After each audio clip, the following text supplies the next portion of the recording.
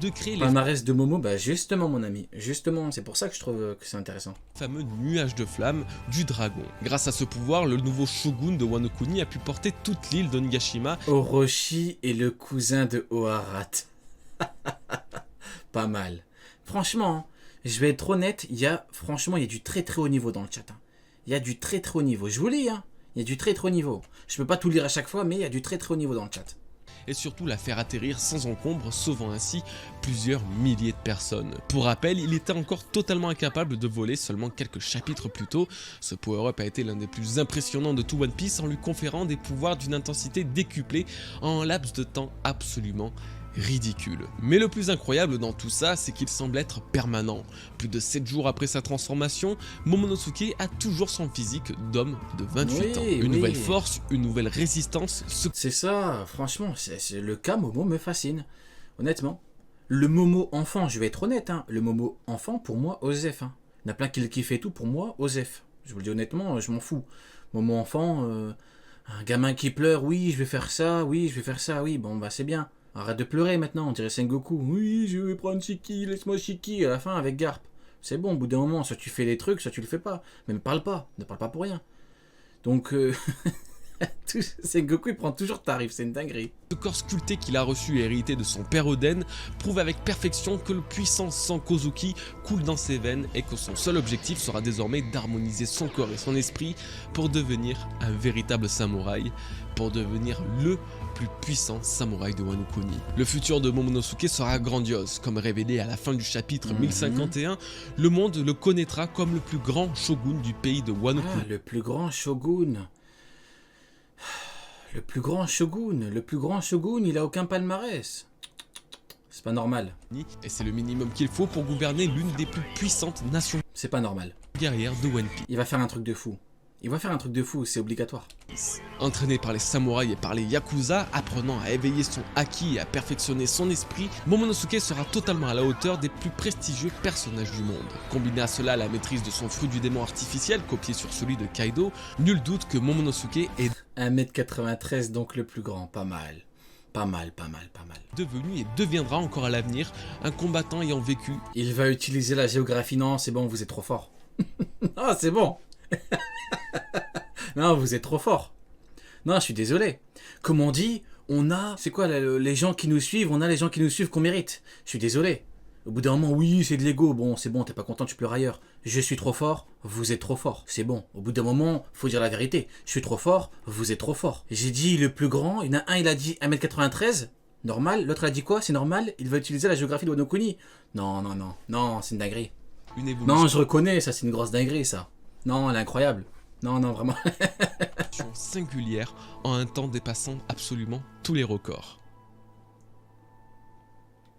Si chacun des personnages que j'ai pu citer jusqu'à présent s'est inscrit dans l'œuvre et dans notre esprit comme ayant eu une métamorphose absolument phénoménale au niveau de leur pouvoir, de leur première à leur dernière apparition, aucun, je dis bien aucun, n'a pu égaler de près ou de loin l'ascension fulgurante qu'a subi Baggy dans toute son histoire. Le pirate qui terrorisait Izuku, Aïe, Baggy. pilant de petits villages, se retrouve 2 ans plus tard catapulté au grade d'empereur, l'un des plus hauts titres décernés dans le monde C'est une dinguerie. de One Piece, prouvant la supériorité absolue d'un pirate sur ses congénères. Au-dessus d'un empereur se trouve le titre ultime de roi des pirates. Pareil, si je répète que théorie Baggy Yonko confirmée. Il y en a encore qui vont venir pleurer? Oui, blablabla. Et vous allez encore venir pleurer ou c'est bon? Hein? Comme l'autre là tout à l'heure, qui a perdu.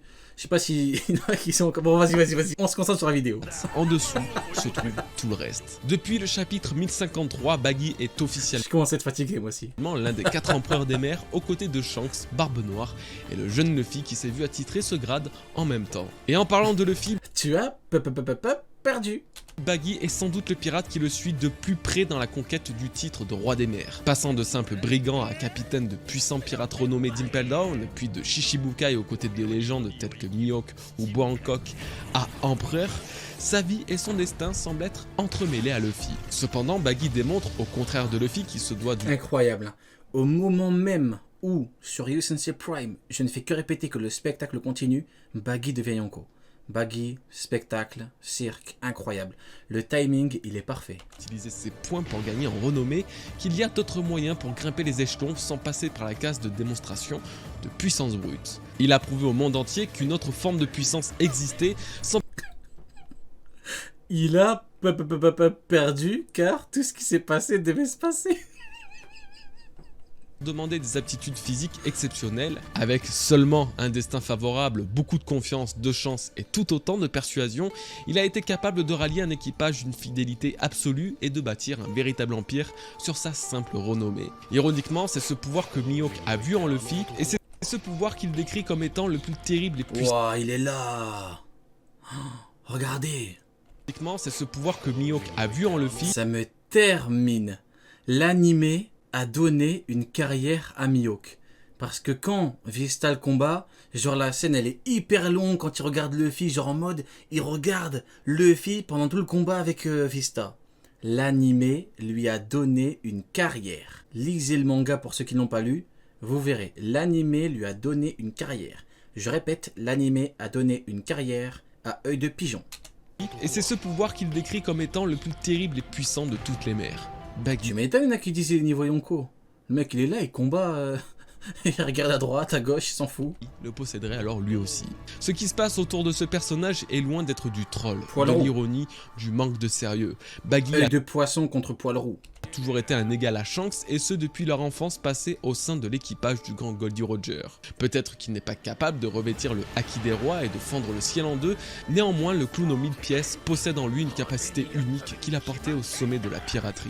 Il est impossible de parler du sujet des power-ups dans One Piece sans mentionner ce nouvel empereur, car bien que sa puissance n'ait sûrement pas dépassé ses propres limites, il est le seul avec Luffy à avoir atteint un rang si prestigieux en étant parti de si bas. Pour autant, où va-t-il s'arrêter? Baggy Non, vas-y, c'est bon, j'arrête de parler de Mihawk, vas-y. c'est bon. ne sera jamais roi J'allais encore dire une dinguerie, c'est bon. des pirates, en tout cas jamais en trouvant le One Piece à la place de Luffy. Sa renommée grandissante atteindra alors bientôt son paroxysme, pourtant ses rêves le rapprocheront plus que jamais de la richesse à laquelle il aspire. Depuis les débuts de One Piece, son ambition a toujours été la même, dominer Grand Line et s'emparer des trésors du monde entier. En aucun cas, son désir est de devenir roi des pirates en obtenant le One Piece. Argument, carrière grâce à l'animé. Non. Argument, tout l'arc Marineford. Tu lis l'arc Marineford, si tu me dis que oui, bah, pas grave, c'est entre toi et ta conscience, mon ami. Si pour tous les niveaux Yonko, c'est pas grave, hein, je ne te juge pas, mon ami. Comme le fut son capitaine. Quand Luffy sera le roi des pirates par la symbolique d'avoir levé l'aube sur le monde et en révélant la véritable nature du One Piece, Baggy le saura en découvrant tous les trésors et richesses qu'il a toujours recherchés. Et qui sait, peut-être qu'il mettra enfin la main sur le trésor enfoui dans les mers qu'il recherchait dans son enfance.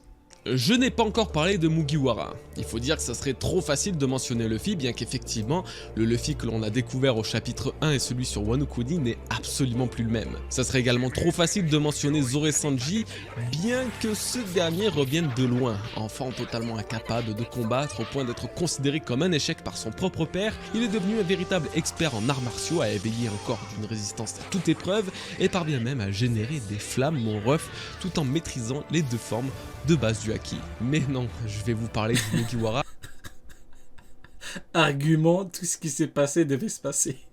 ayant eu la meilleure transformation à mes yeux, Ah, je tout en suis n'étant d'accord. absolument pas destiné à combattre à l'origine Nami, Ah. la Oh, navigatrice je pensais qu'il parlait de Sanji. de Oula. l'équipage. Non, arrête ça, on parle pas de ce genre de transformation. Oh, Alors qu'elle oh, bah alors. n'était que la navigatrice de l'équipage. Oh. Non, arrête ça, on parle pas de ce genre de transformation. Alors Comment ça, mon ref? qu'elle n'était que la navigatrice de l'équipage. Tiens. Arrête ça, on parle pas de ce genre de transformation. Alors Comment ça, mon ref? qu'elle n'était qu'une simple voleuse de pirates malgré tout très compétente dans son domaine, l'évolution de Nami de son introduction à la fin de Nigashima est absolument légendaire. Mhm. Au tout début, son style de combat ne se basait que sur le corps à corps. Capable de donner des coups ravageurs aux ennemis les plus faibles, Nami était déjà très largement apte à se défendre Tout ce qui s'est passé devait se passer. au sol sans pour autant avoir un véritable C'est bizarre, ça bug, tu veux pas remettre. avantage au C'est ça tu fais, c'est ça que tu demandes. combat. Ce n'est que grâce à l'ingéniosité d'Usopp et au climatact qu'il a confectionné que Nami Ryo, il a bien analysé. Ah, mais moi, j'analyse tout, hein. mettra à profit ses J'analyse tout parce que tout ce qui s'est passé devait se passer, hein. connaissances météorologiques pour abattre les éléments sur ses adversaires. Véritable maestro du climat, pour moi, l'un, si ce n'est le meilleur power-up depuis le début de l'œuvre. Je suis désolé de le dire, Qu'est-ce que je raconte? Je suis pas désolé du tout, mais je suis fatigué. C'est Sanji sur Onigashima. Le power-up, il m'a choqué. Le mec, il a chopé 1000 caractéristiques d'un coup. J'ai rarement vu ça dans ma vie. Nami est une navigatrice hors pair et elle le doit en partie à ce sixième... Vraiment, résistance, vitesse, vraiment J'ai rarement vu un power-up comme ça. En fait, le power-up, il est archi complet. C'est vraiment choquant. qui permet de prédire le moindre changement climatique dans l'air. Tout en gardant ce talent inné pour naviguer sur les mers tumultueuses de Grand Line, Oda a eu la parfaite idée de le combiner à sa puissance de frappe, faisant de Nami une sorte de magicienne des éléments. Alors que sa maîtrise ne faisait qu'augmenter avec le temps et s'affûter au fil des combats, déployant de Après, c'est vrai que Zoro, il a eu pas mal de power-up Mihawk. nouvelles techniques toujours plus Boost Mihawk plutôt. puissantes et utiles. L'après-ellipse nous montre une toute nouvelle Nami. Non, toujours pas ça, gros. Comment ça, mon ref? L'après-ellipse nous montre une toute nouvelle Nami. Non, toujours pas ça, gros. Sa Comment ça, mon ref? magie atteint un sommet jusqu'ici inattendu en alliant sa technique à celle de Bizarre, là, tu zoomes pas, hein. Pourquoi pour Big Mom, tu zoomes pas? Bizarre. Big Mom et plus précisément son Omise, Zeus. Bizarre. L'âme de la plus puissante femme du monde dans un nuage incarnant le dieu du tonnerre. C'est le pouvoir qu'a obtenu Nami sur Whole Cake Island et définitivement sur Wano Kuni. C'est sans conteste l'une des plus grandes évolutions que nous avons pu vivre ces 25 dernières années d'aventure dans One Piece. Un personnage absolument pas destiné à combattre, pourtant capable aujourd'hui d'infliger des dégâts colossaux à une utilisatrice de Zoan antique grâce à ses armes. La fusion de son climatact et l'âme de Zeus lui confère désormais une force de frappe absolue, qu'elle soit au corps à corps ou à distance. Après un tel power-up, comment imaginer le futur de Nami? Comment peut-elle encore être plus puissante qu'elle ne l'est déjà? L'idée serait que Zeus, en plus d'être un atout absolument indispensable dans sa lutte, le soit également dans sa façon de naviguer. Que grâce à lui, elle puisse changer les vents de Grand Line et ainsi contrôler de sa propre volonté Goji, comme on dit, j'aimais 203, hein. T'aurais pu le faire là. Hein. De naviguer. Que grâce à lui, elle puisse changer les vents de Grand Line et ainsi contrôler de sa propre volonté les courants d'air qui pousseront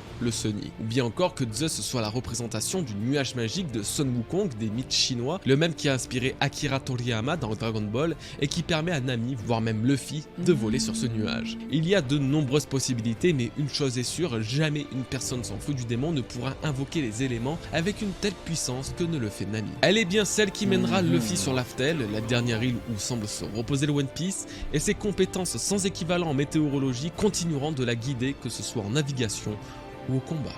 À vous maintenant, qui d'après vous a eu le meilleur power-up de tout One Piece? Ah bah j'ai déjà répondu, hein. Pour moi, Sanji, ouais franchement depuis le début... De toute façon, de base, Sanji sur Enies Lobby, il m'avait choqué avec le Diable Jambe. De base, ça m'avait choqué. Mais d'un autre côté, à côté... T'avais Zoro avec Ashura. C'était un petit peu équivalent. Allez, on va dire équivalent. Mais là, Onigashima, Zoro, il a eu un truc de fou. Mais là, Sanji, c'est trop complet.